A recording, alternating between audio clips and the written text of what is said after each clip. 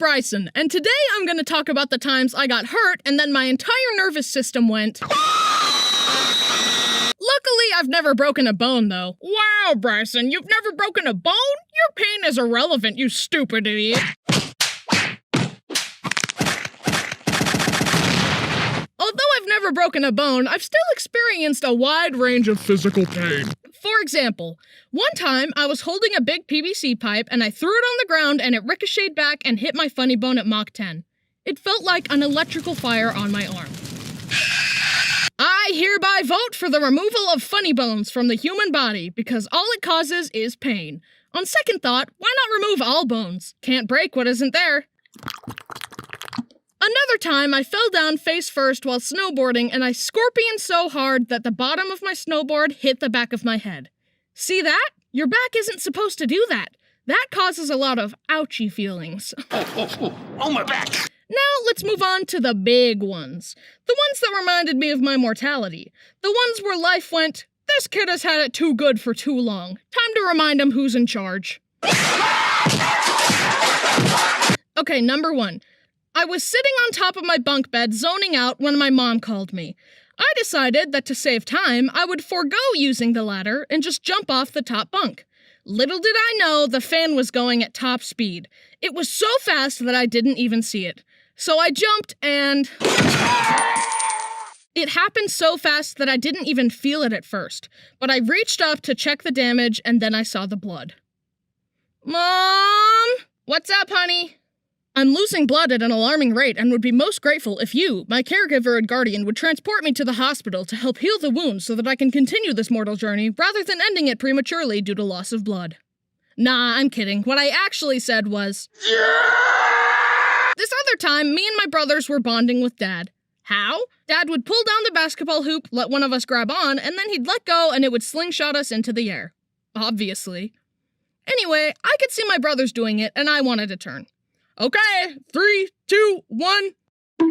My head slammed into the basketball rim, and that's naturally where my memory stops. My parents say that it scalped me a little bit and that I have a little bald spot. However, I have so much hair that neither I nor my parents have ever been able to find this so-called bald spot. I guess it's not there after all.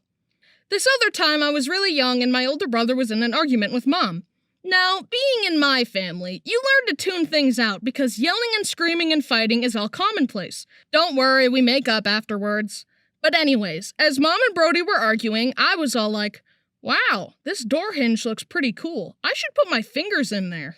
Just then, the argument came to a climax and Brody slammed the door shut as hard as he could. Onto my fingers.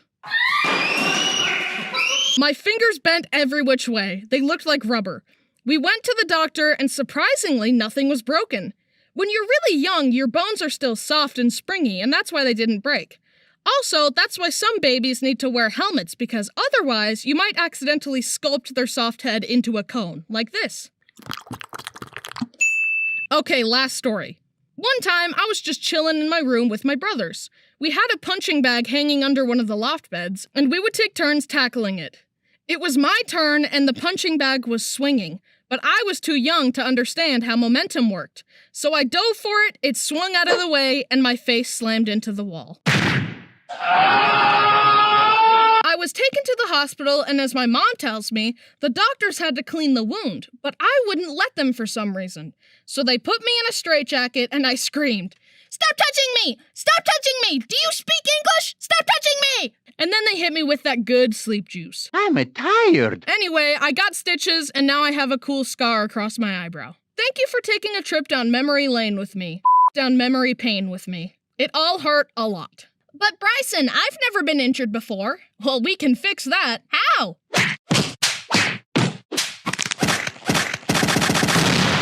Wow, getting hurt really sucks. But you know what doesn't suck? Insert a really out-of-place sponsorship segue. Skillshare! Skillshare is an online learning community with like a bajillion classes to help you learn anything. You want to learn how to juggle? Boom! You want to learn how to cook? Boom! You want to get your ex-girlfriend back? Too bad! She isn't coming back, buddy. A lot of people ask me how I learned how to animate. The way I did it was watching videos called How to Animate, but they still left a lot of gaps. But guess what? There are tons of comprehensive classes on Skillshare that can teach you every step of the animation process. A beginner class I recommend is Animation for Illustration, adding movement to illustrations. This is a great place to start and then expand your animation skills from. Using it will make your brain bigger and you will acquire more skills. Knowledge is power, and it's time for you to power up. Still not sold? Then give it a try for free.